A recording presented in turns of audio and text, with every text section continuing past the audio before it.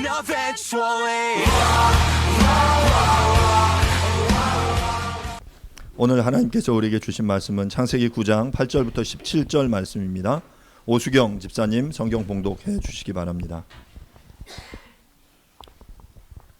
하나님께서 오늘 우리에게 주신 말씀은 창세기 9장 8절 17절까지 말씀입니다. 말씀을 봉독하겠습니다.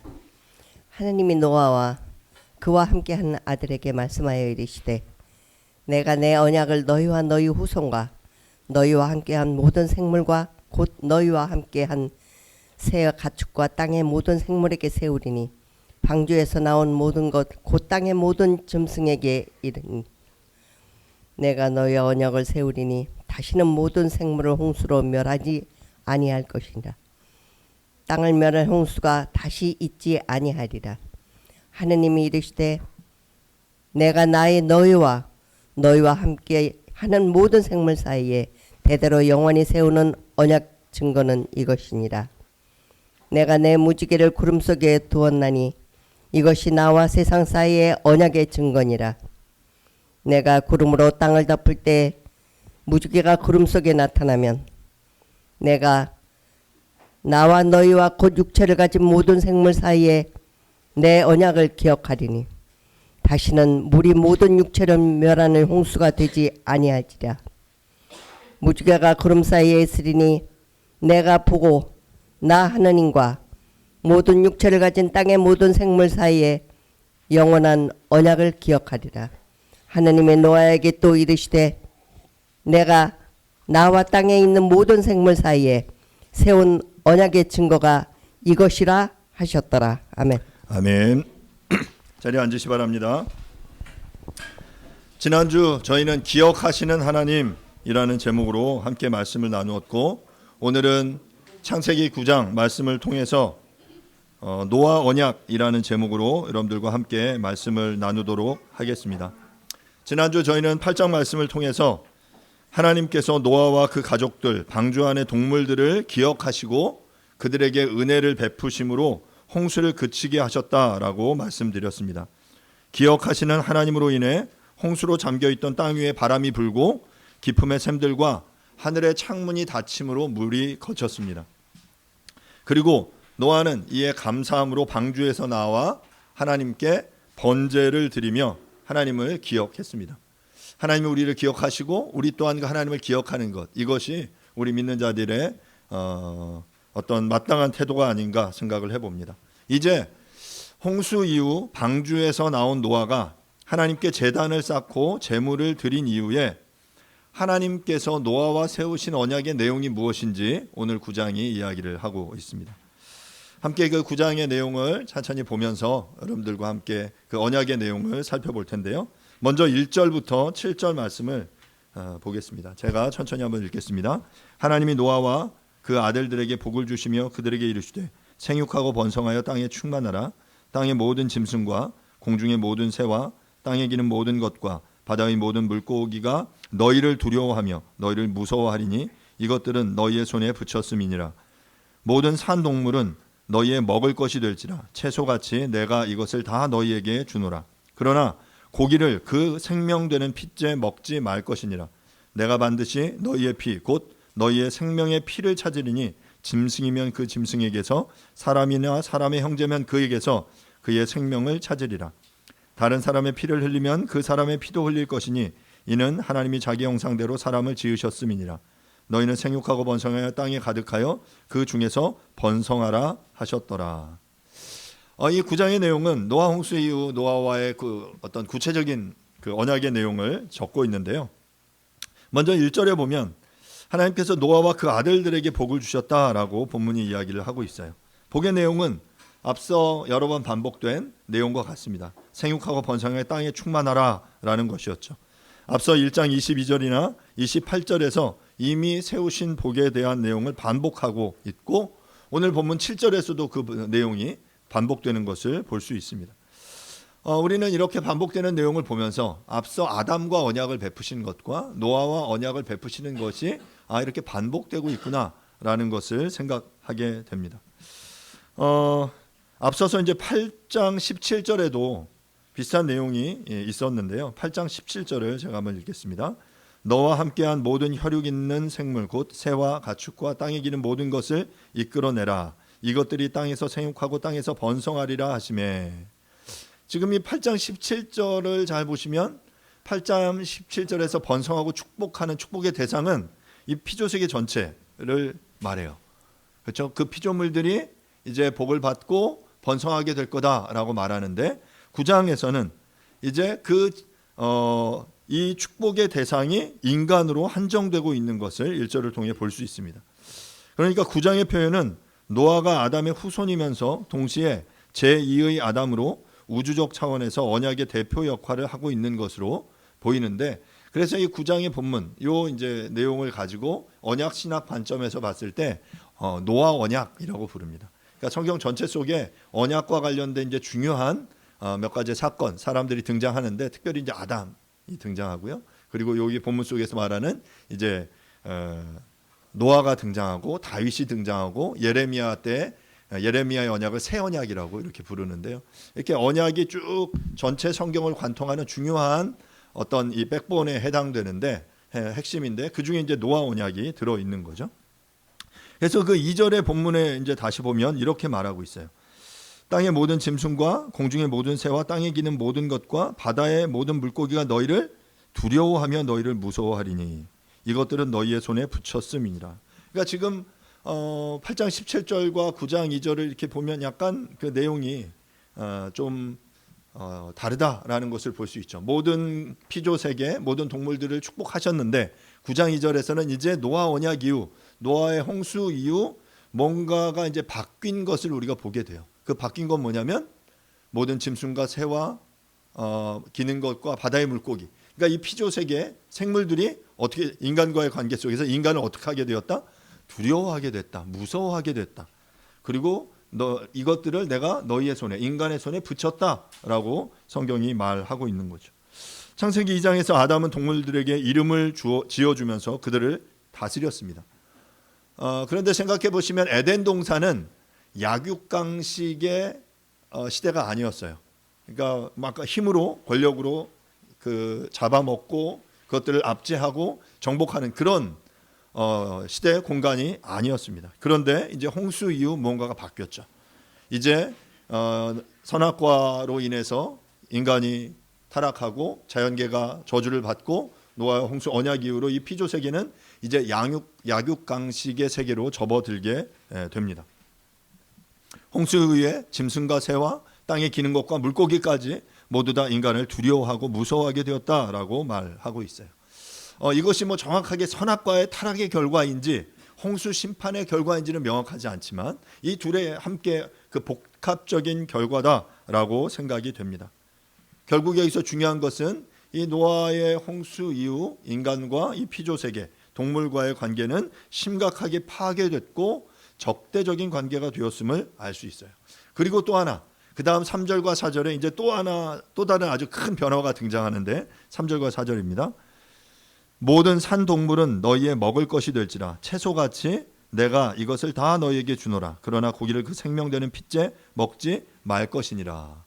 여기 본문 속에 보면 그 이전까지는 에덴 동산에서는 이렇게 동물을 잡아먹지 않았던 것 같아요.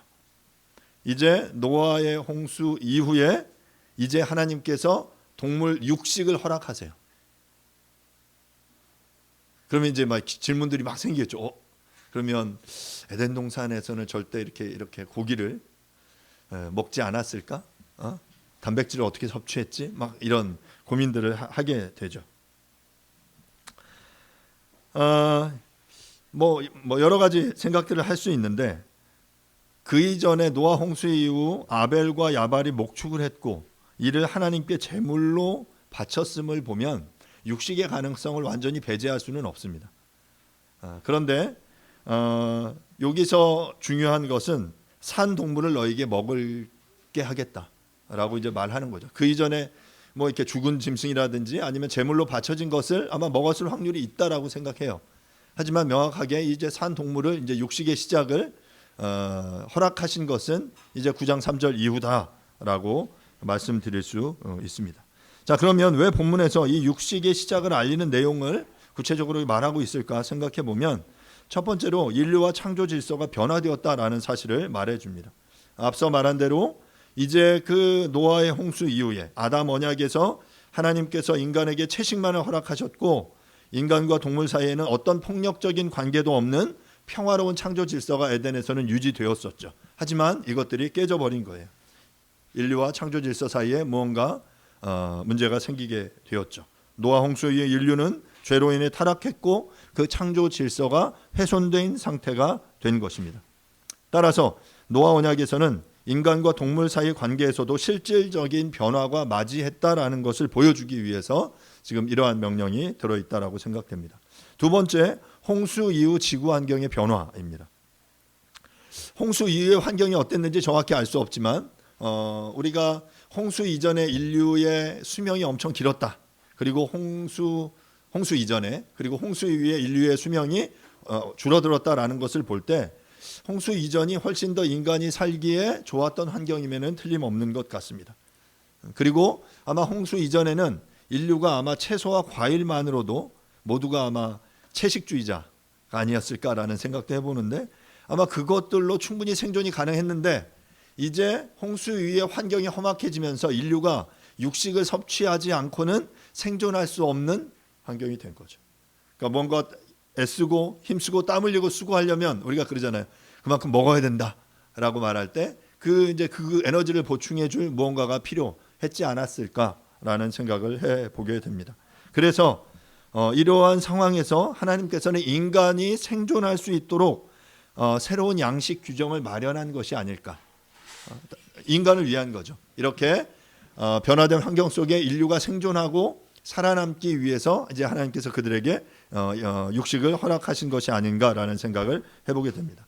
세 번째로 도덕적인 책임과 새로운 규칙을 허락하신 것입니다. 노아 언약에서는 짐승을 먹을 수 있는 자유와 함께 생명에 대한 도덕적 책임도 강조됩니다. 특히 피에 대한 금지 규정, 피에는 피가 생명을 상징하기 때문에 피째 먹지 말라는 이 명령을 통해서 생명을 존중하고 피를 흘리는 폭력에 대해서도 경고하고 계십니다. 이는 생명을 경시하지 말고 신중히 다루라는 하나님의 의도를 반영하고 있는 것이죠. 그러니까 이런 책임과 새로운 규칙이 그들에게 이제 부여되어지고 있다라는 사실을 우리에게 말해주고 있어요. 그럼 우리가 이제 생각해 볼 수 있죠. 관계가 이 동물들과 인간의 관계가 이렇게 적대적이 되었고, 또 인간은 하나님께서 짐승을 식용으로 해도 된다라고 허락하셨기 때문에 마음대로 짐승을 죽이거나 짐승의 생명을 경시해도 되느냐라는 것이죠. 하나님께서는 식물을 식용으로 주셨을 때와는 달리 동물을 식용으로 허락하시면서 중요한 제한 사항을 주셨습니다. 그것은 고기를 그 생명 있는 피와 함께 먹지 말라는 것이었죠. 왜냐하면 하나님은 피가 생명을 대표하며 모든 생명이 하나님의 것이기 때문입니다. 그렇기 때문에 성도의 죄를 대속하기 위해 죽인 짐승의 피도 반드시 하나님 앞에 쏟아붓도록 명령하셨습니다.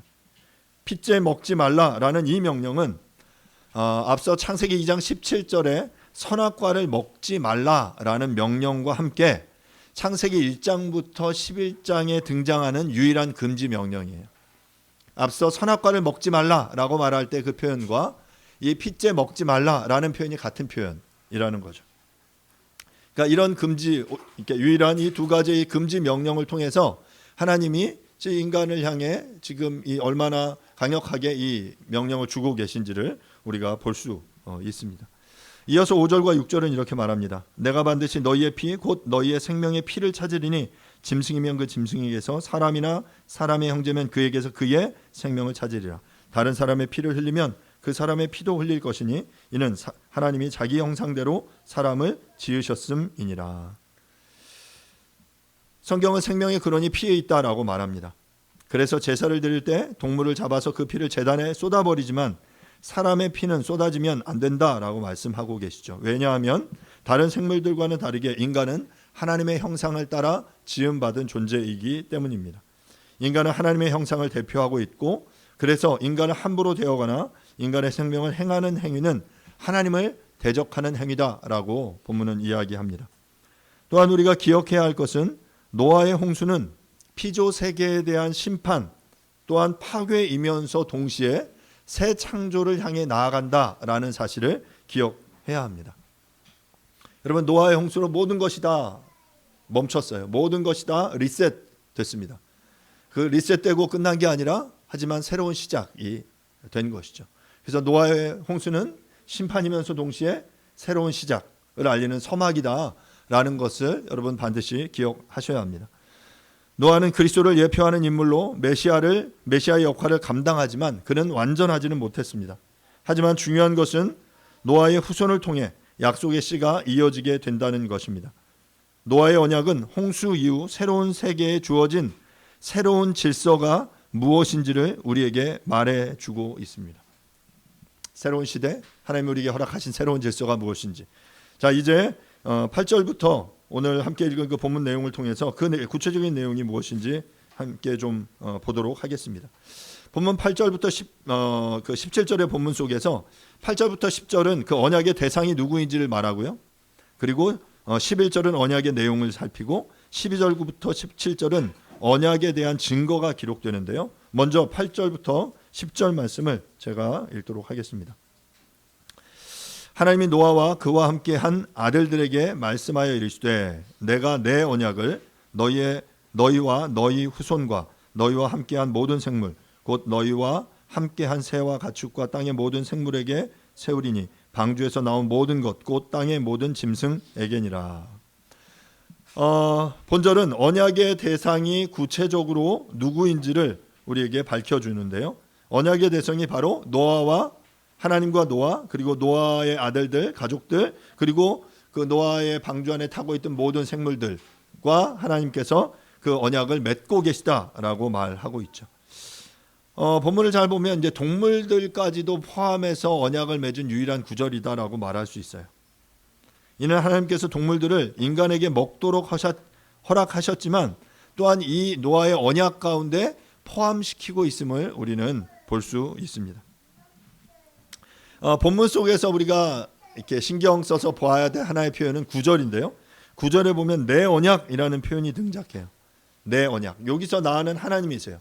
하나님이 나의 언약을 너희 후손과 내가 맺었다라고 말하는 표현인데 이 내 언약이라는 표현이 또 어디에 등장하냐면 창세기 17장 7절에 등장합니다. 제가 창세기 17장 7절 말씀을 읽어보겠습니다. 내가 내 언약을 나와 너 및 내 대대 후손 사이에 세워서 영원한 언약을 삼고 너와 내 후손의 하나님이 되리라. 이 창세기 17장 7절에서는 아브라함과 하나님이 말씀하고 계시는 장면이거든요. 하나님이 나의 언약을 나의 언약을 아브라함 너와 맺고 있다라고 말하고 있는데 이제 9장 9절에서 말하는 언약은 그러면 누구와의 어떤 언약일까라는 거죠. 많은 학자들은 이것이 창세기 1, 2장의 창조 언약, 아담 언약에 대한 갱신이라고 이야기를 합니다. 이 슬라이드 다음 넘겨주시면요. 다음이요. 창세기 1장과 9장의 언약의 내용을 좀 비교해 보면 다음과 같습니다. 아담 창조와 노아 언약 사이의 1장과 9장의 이 언약의 내용을 보시면 이 1장 26절에 보면 하나님의 형상에 대해서 이야기하고요. 그리고 짐승들을 다스려라. 그리고 9장 2절에 사람들의 손에 붙였다. 그리고 짐승들이 그 사람을 두려워하게 되었다라고 말하죠. 그리고 1장 28절에 생육하고 번성할 것을 마찬가지로 노아 언약에서도 생육하고 번성할 것을 말합니다. 1장 29절에 보면 식물을 양식으로 주었는데 이제 9장 3절에 보면 이제 짐승을 동물을 양식으로 주고 있는 것을 보게 되고요. 그리고 1장 30절에 짐승들이 등장하는 것 9장 10절도 마찬가지로 그리고 2장 17절에서는 선악과를 먹지 말 것을 그리고 9장 4절 5절에서는 피를 먹지 말 것을 이렇게 이야기합니다. 그러니까 이제 이 두 개의 언약이 이제 같은 흐름으로 흘러가면서 약간의 변화들이 있는 것이 보이시죠. 그러니까 이 아담 언약의 갱신이 이제 이 노아 언약으로 이제 내 언약을 내가 이제 어떻게 너에게 새롭게 이 언약을 갱신하고 있는지를 말하고 있는다라는 것입니다. 이를 고려해 볼 때 하나님은 창세기 1장 26절부터 28절에서 언약이라는 말을 언급하지는 않았지만 아담의 이 온 세계의 창조, 아담의 창조와 함께 아담과 언약을 맺으셨고, 그리고 아담 언약이 이미 있는 거죠. 그리고 이제 창세기 9장에서 하나님께서는 그 언약을 노아와 함께 갱신했다라고 볼 수 있어요. 그래서 그 언약, 내가 이미 세운 그 언약을 지금 이곳에 와서 내가 너와 새롭게 한다라고 이제 말하는데요. 그래서 아담 언약과 노아 언약의 차이점을 생각해 보면, 다음 페이지 넘겨주시면요. 여러분 이제 그 주보에도 그 표를 하나 넣어놨는데, 아담 언약과 노아 언약의 뭐 같은 비슷한 점과 차이점을 우리가 볼 수 있어요. 그 언약의 대상은 모든 인류를 대표한 아담과 하와이죠. 아담 언약에서는 노아 언약은 말씀드린 대로 노아와 그의 가족, 그리고 독특하게 동물들도, 그 모든 피조물도 그 언약의 내용에 포함된다라는 것을 보게 되고요. 그리고 언약의 성격은 아담 언약은 조건부 언약이에요. 순종할 경우에 축복이 있고 불순종할 경우 하나님이 심판하실 것을 이야기하셨다면, 노아 언약은 무조건적인 약속입니다. 하나님이 일방적으로 언약을 세우신 거예요. 뒤에 보겠지만 무지개를 통해 내가 다시 이 땅을 심판하지 않겠다라고 그 언약을 하나님이 세우시죠. 그리고 주요 내용을 보면 아담 언약의 경우에 생육하고 번성해 땅을 다스리라고 말했고요. 선악과를 먹지 말라라고 말씀하셨고, 순종할 때 생명을 유지하지만 불순종할 때 죽음을 당하게 된다라고 말씀하셨어요. 노아 언약은 다시는 홍수로 물로 이 땅을 심판하지 않겠다라고 말씀하셨고, 생육하고 번성하여 땅을 채우라는 명령을 반복하고 있습니다. 그것의 징표를 볼 때 아담 언약의 징표는 선악과와 생명나무라고 볼 수 있고요. 노아 언약의 징표는 무지개입니다. 그리고 주요 축복으로는 아담 언약은 땅을 다스릴 권위를 부여하셨고 하나님과 교제할 수 있는 그런 축복이 그들에게 있었죠. 그리고 노아 언약은 홍수 이후의 생명을 보존을 약속하셨고 하나님의 보호와 보장을 약속하십니다.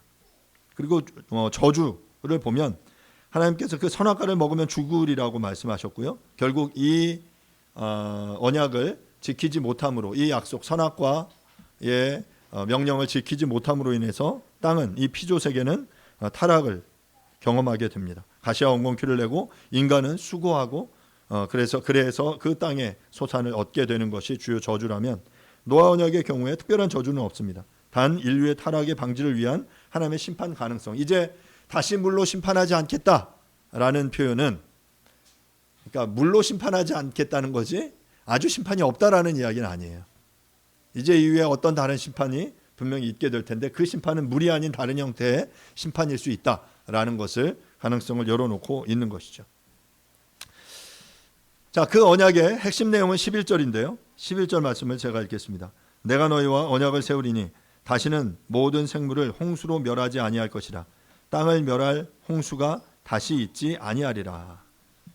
언약의 내용은, 노아 언약의 내용은 명확합니다. 다시는 이 땅을, 모든 생물을 물로, 홍수로 멸하지 않을 것이다 라고 약속하고 계세요. 그리고 이제 12절부터 17절은 그 언약의 증거인데요. 제가 한번 빠르게 읽겠습니다. 하나님이 이르시되 내가 나와 너희와 및 너희와 함께하는 모든 생물 사이에 대대로 영원히 세우는 언약의 증거는 이것이니라. 내가 내 무지개를 구름 속에 두었나니 이것이 나와 세상 사이의 언약의 증거니라. 내가 구름으로 땅을 덮을 때 무지개가 구름 속에 나타나면 내가 나와 너희와 및 육체를 가진 모든 생물 사이에 내 언약을 기억하리니 다시는 물이 모든 육체를 멸하는 홍수가 되지 아니할지라. 무지개가 구름 사이에 있으리니 내가 보고 나 하나님과 모든 육체를 가진 땅의 모든 생물 사이의 영원한 언약을 기억하리라. 하나님이 노아에게 이르시되 내가 나와 땅의 모든 생물 사이에 세운 언약의 증거가 이것이라 하였더라. 굉장히 길게 장하게 이야기했는데 결국 그 언약의 증거는 뭐다? 무지개다. 그리고 무지개가 떠오르면, 무지개가 있으면 내가 이 땅 사이에 너희와 세운 이 언약을 내가 기억할 거다라고 말하고 계신 것이죠. 결국 잘 생각해 보시면 언약의 증거 무지개가 있어요. 무지개가 떠오르면 이것을 기억하시는 분이 누구세요? 하나님이세요. 기억의 주체는 하나님이세요. 하나님이 무지개를 세우시고 내가 그래 물로 심판하지 않을 거야 라는 사실을 기억하겠다라는 거죠. 그래서 한번 생각해 보면 이전에는 무지개가 없었을까요? 이전에는 무지개가 없었고 지금 하나님이 말씀하신 이후에 무지개가 짠 생겼을까? 생각해 보면 뭐 저는 그러지는 않았으리라 생각해요. 무지개는 물방울이 이렇게 분사되면서 빛이 산란돼서 나타나는 자연 현상인데 뭐 그 이전에도 있었을 텐데 이제 하나님께서 그때 이후로 이 무지개가 나의 언약의 증거로 하나님이 말씀하셨어요. 그리고 하나님께서 이 자연 현상을 통해서 내가 이것을 기억하고 또한 너희 또한 내가 그렇게 이 심판에 대해 이렇게 이야기한 것을 기억하라라고 말씀하고 계신 것이죠. 그래서 하나님께서 이 무지개를 바라보실 때마다 이 노아 언약을 기억하시며 내가 다시 이 땅을 물로 심판하지 않겠다라는 것을 기억했던 것처럼 반대로 우리는 이 무지개를 생각할 때마다 무엇을 생각할까요? 예전에 인간들이 이런 죄로 인해 물로 심판을 당했어. 이제 우리는 다시 그 심판을 그렇게 당하지 않기 위해 하나님 앞에서 거룩한 삶을 살아가야 해라고 그것들을 다시 기억하며 다시 우리의 새로운 관계를 설정해야 되겠죠. 이제 나머지 18절부터 29절의 내용은 포도주로 취한 노아로 인해서 가나안이 저주를 받는 내용입니다. 18절부터 23절까지 제가 읽어보겠습니다. 방주에서 나온 노아의 아들들은 셈과 함과 야벳이며 함은 가나안의 아버지라. 노아의 이 세 아들로부터 사람들이 온 땅에 퍼지니라. 노아가 농사를 시작하여 포도나무를 심었더니 포도주를 마시고 취하여 그 장막 안에서 벌거벗은지라. 가나안의 아버지 함이 그의 아버지 하체를 보고 밖으로 나가서 그의 두 형제에게 알림해 셈과 야벳이 옷을 가져다가 자기들의 어깨에 메고 뒷걸음쳐 들어가서 그들의 아버지 하체를 덮었으며 그들의 얼굴을 돌이키고 그들의 아버지 하체를 보지 아니하였더라. 방주에서 나온 노아의 세 아들이 셈과 함과 야벳입니다. 함은 가나안의 아버지였고 그래서 이 노아의 세 아들을 통해서 땅의 모든 사람들이 퍼지기 시작했다라고 말해요. 그런데 이제 20절의 본문을 보시면 20절의 한글 성경은 노아가 농사를 시작했다 그리고 포도나무를 심었다라고 표현하는데 영어 성경에 보면 노아 began to be a man of the soil이라고 나와요. 그러니까 노아가 땅의 사람이 되기 시작했다라는 의미거든요. 땅의 사람이 되기 시작했다. 땅이 저주를 받아 에덴에서 쫓겨나 아담과 하와 이후에 가인이 처음 땅을 경작하지만 살인죄를 저지르고 떠돌아다니는 존재가 되었습니다. 그리고 땅은 가인에게 가시와 엉겅퀴를 냅니다. 창세기 5장 29절에서 라멕은 노아를 낳고 하나님이 저주한 땅에서 안위하는 자가 위로하는 자가 되기를 소망하는데 이제 이 본문 속에서 그것이 성취된 것입니다. 이제 땅의 사람이 된 거예요. 이제 농사를 시작했다라고 말하죠. 그리고 그가 포도나무를 심었습니다. 그런데 그는 그 포도나무 열매를 가지고 포도주를 만들었고 그것을 마시고 취한 것입니다. 이렇게 노아는 포도주를 마시고 취하여 벌거벗었고 가나안의 아버지 함이 아버지의 하체를 보고 그러니까 아버지가 그 아마 방에서 벌거벗고 있는 그 모습을 보고 두 형제에게 가서 막 이야기했고 셈과 야벳은 옷을 가지고 뒷걸음쳐서 아버지의 그 부끄러움을 하체를 덮어주었다라는 것이 이제 본문의 이야기예요. 그런데 좀 생각해 보면 자 포도주 마시고 좀 취해서 집에서 옷 벗고 있었는데 이게 그렇게 큰 일인가 하는 생각하게 되죠. 혹시 이제 술을 심하게 드셔서 정신을 놓으셨던 분들은 본인들이 어떤 행동들을 했는지 기억 못할 때가 있겠죠.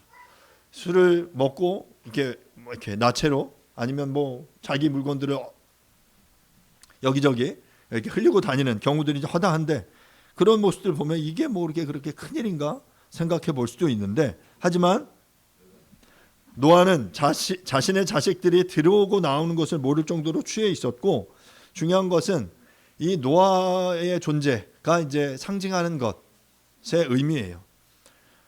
레위기 10장에서는 제사장으로 하여금 성막에서 술을 마시고 활동하는 것을 금지합니다. 물론 노아가 제사장인가 그리고 노아가 누워있던 그 장막이 성막이냐라는 것에서는 이견이 있을 수 있죠.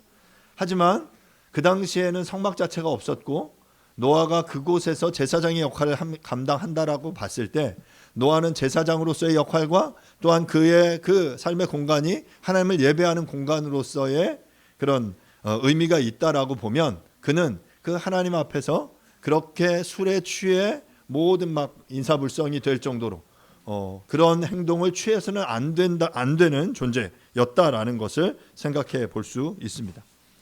노아가 홍수를 마치고 하나님께 제단을 드린 것을 생각한다면 그가 제사장의 역할을 감당했다라고도 볼 수 있죠. 그리고 그 당시 장막과 성막을 동일한 곳으로 여겼다면 노아의 행동은 심각한 실수라고 말할 수 있습니다. 그런데 여기서 더 문제가 되는 것은 함의 행동이었어요. 그리고 우리는 노아의 실수와 아담의 죄를 비교해서 생각해 볼 수 있습니다. 아담과 하와는 선악과를 따먹고 에덴 동산에서 벌거벗은 채로 부끄러워 숨었습니다. 마찬가지로 노아는 술을 마시고 자신의 장막에서 벌거벗고 벗고 있었습니다.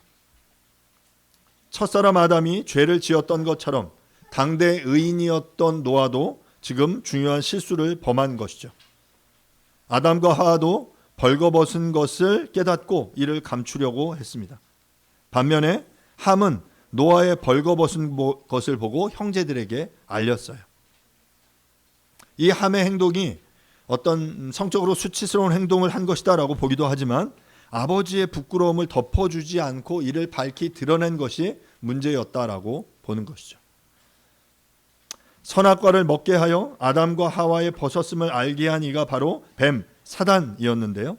그렇다면 여기서 노아의 벗은 것을 알리는 함의 행동이 바로 사탄과 연관되어 있다라고 생각할 수 있습니다. 사탄은 아담과 하와의 벗은 것을 알게 함으로 하나님과의 관계를 파괴한 것처럼 함은 노아의 벗은 것을 알게 함으로 아버지와 아들과의 관계를 파괴한 것입니다. 결국 뱀과 뱀의 후손이 저주를 받고 여자의 후손과 원수가 되는 것처럼 노아의 벌거벗었음을 알게 한 함의 후손 가나안은 저주를 받고 셈의 종이 되는 저주를 받게 된 것입니다. 반면에 함과는 다르게 셈과 야벳은 노아의 벌거벗음을 자신들의 옷으로 덮어 주었습니다. 에덴에서 아담과 하와가 나뭇잎으로 자신의 옷을 가렸다가 이후에 하나님께서 가죽옷으로 그들의 부끄러움을 덮어주신 것, 입혀주신 것과 같죠. 이처럼 셈과 야벳의 행동은 하나님의 행동, 부끄러움을 덮어주시는 그분의 행동을 닮아 있다라고 생각해 볼 수 있습니다. 결국 이것을 통해서 셈의 후손은 여자의 후손의 계보로 이어지게 되는 것이죠. 말씀을 마무리하겠습니다. 노아의 홍수 이후에 새로운 시대가 도래했습니다. 새로운 시대에 하나님께서는 노아와 이제 새로운 언약을 갱신하심으로 그 새로운 시대의 도래를 선포하셨습니다. 앞선 창조 언약, 아담 언약 속에 생육하고 번성하여 땅에 충만할 것을 다시금 반복하시면서 동시에 짐승을 먹이로 허락하시면서 새로운 관계가 설정됨을 보여주십니다. 또한 모든 생물을 다시는 홍수로 심판하지 않을 것을 약속하시면서 무지개를 언약의 증거로 보여주셨습니다. 하나님께서는 이 무지개가 나타나면 자신의 언약을 기억하시겠다라고 약속하셨습니다. 하나님께서 이 언약의 주체이시지만 동시에 우리 인간도 이 무지개를 바라보면서 홍수에서 인간을 구원하신 하나님의 은혜를 또한 물로 심판하지 않을 것이라는 그 약속을 기억해야 하는 것이죠. 이렇게 새로운 질서 속에서 셈과 함과 야벳을 통해서 자손들이 태어나고 문화가 이루어집니다. 그런데 이 새로운 문화는 동시에 새로운 문제를 낳고 있습니다. 노아가 땅의 사람이 되어서 포도나무를 심고 열매를 얻어 포도주를 만들어 마셨는데 취하여 실수를 하게 되고 이런 부모의 실수, 벌거벗음을 대하는 행동을 통해 가나안의 아버지 함은 저주를 받고 셈과 야벳은 축복을 받게 됩니다. 우리도 하나님의 사람으로 이 땅을 살면서 하나님이 허락하신 이 축복의 내용들을 가지고 우리 또한 실수할 수 있어요. 하나님이 포도를 허락하신 것 선물이었지만 그 선물을 인간이 과용함으로 그것이 그들에게 그 범죄의 이유가 된 것처럼 우리의 삶에서도 마찬가지입니다. 이제 하나님께서는 우리와 새로운 약속을 맺기 원하십니다. 새 술은 새 부대에, 새로운 시대에는 새로운 질서를 허락하십니다. 우리의 삶과 신앙도 하나님 앞에서 새로운 시대를 열어갈 수 있기를 간절히 바랍니다. 심판이 아니라 새로운 축복을 약속하시는 하나님의 언약이 바로 우리의 것이 될 수 있기를 간절히 바랍니다. 이 시간 함께 말씀을 생각하시면서 잠시 기도하겠습니다. 노아와 세우신 이 언약, 아담의 언약을 새롭게 하심으로 이 새로운 시도에 새로운 질서를 허락하신 그 주님을 찬양합니다. 우리가 무지개를 바라보며 그 하나님의 언약을 기억하면서 그 하나님의 이 우리를 향한 사랑, 또한 하나님이 그 죄에 대해서 하나님이 가지고 계시는 그 분노, 또한 그 이제 다시 물론은 심판하지 않겠다는 그 주님의 사랑을 다시금 기억하면서 이 땅 가운데 허락하신 이 삶 속에서 새로운 시대를 열어가는 하나님의 사람들로 살아내겠다라고 함께 우리가 하나님 앞에 잠시 기도하도록 하죠. 함께 말씀을 생각하시면서 잠시 기도하도록 하겠습니다. 기도하겠습니다. 하나님 아버지, 하나님 감사합니다. 주님 앞에 우리가 그 말씀을 기억하면서 나아갑니다. 하나님의 그 노아를 통해서 새롭게 하시는 그 언약의 말씀이 정말 아담의 언약을 내가 내 무지개를 구름 속에 두었나니 이것이 나와 세상 사이의 언약의 증거니라. 내가 구름으로 땅을 덮을 때 무지개가 구름 속에 나타나면 내가 나와 너희와 및 육체를 가진 모든 생물 사이에 내 언약을 기억하리니 다시는 물이 모든 육체를 멸하는 홍수가 되지 아니할지라. 주님, 새로운 시대에 새로운 질서를 허락하신 그 주님을 찬양합니다.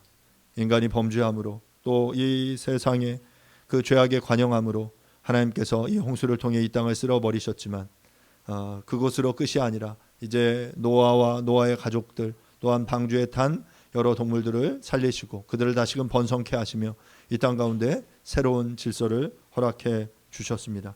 하나님, 그 새로운 질서 속에서 또한 하나님이 우리에게 허락하신 그 언약의 증거 무지개를 바라보며 하나님이 어떤 분인지 우리가 기억할 수 있게 도와주십시오. 무지개를 바라보며 하나님이 내가 이 땅을 심판하지 않겠다, 물론은 다시 심판하지 않겠다라는 것을 기억하실 뿐만 아니라 우리 또한 무지개를 바라보며 하나님의 사랑과 하나님의 공의를 기억할 수 있도록 도와주시옵소서.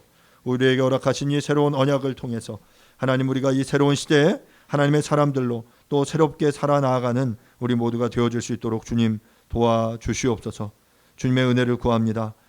예수님의 이름으로 기도합니다. 아멘. 뉴시티 교리문답 45번 문항입니다. 물 세례가 죄를 씻어줍니까? 그렇지 않습니다. 오직 그리스도의 피와 성령의 새롭게 하심만이 우리를 죄에서 씻어줍니다. 아멘. 아멘. happen eventually.